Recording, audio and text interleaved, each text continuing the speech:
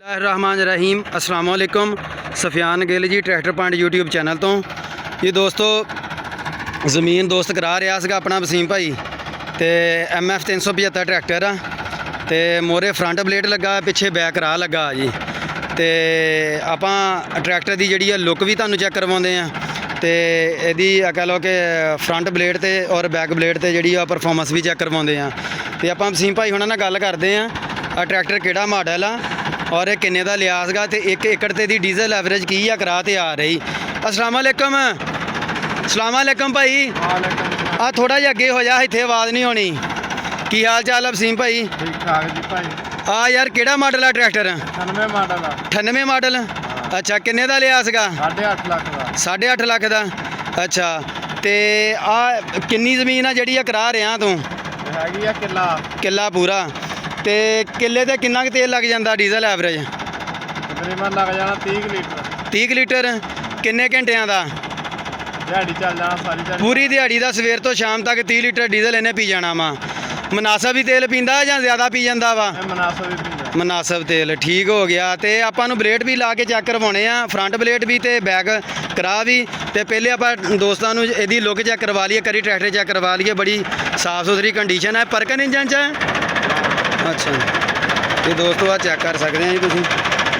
परकन engine 98 model tractor आ ते पिछे 18 के टायर पाए आ जी। इनू 18/4/30 के टायर पाए आ। तो आपां इहदी लुक चैक करवाते हैं तुहानूं अगे पिछों सारा ही।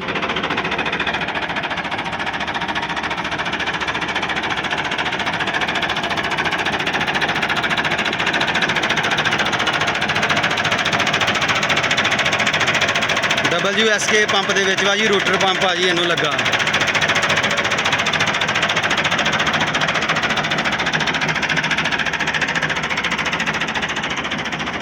बहुत वधिया ट्रैक्टर है जी। इस ट्रैक्टर की वीडियो आप पहले भी एक मक्की प्लांटर से बनाई सी जी। हुण ब्लेड ते चल रहा तो करा ते चल रहा जी। तो आ जमीन करा रहे हैं जी। चलो जी भाई चलाओ।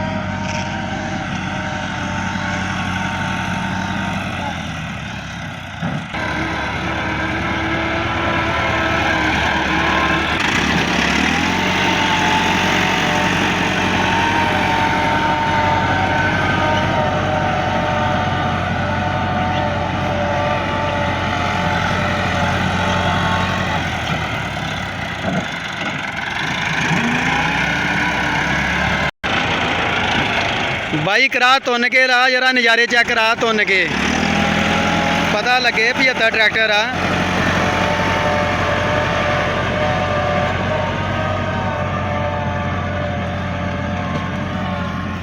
ये आ साइड उच्ची आ, करा करा के नीवी साइड से जी मिट्टी पा रहे आ साइड सारी नीवी है जी।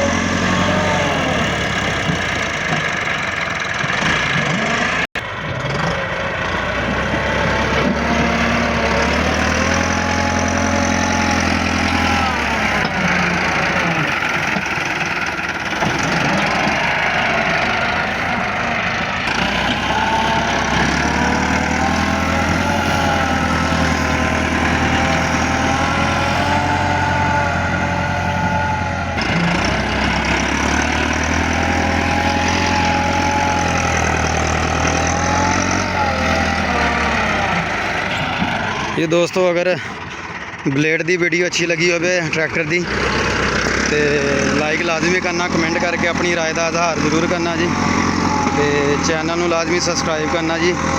Thank you for watching tractor point.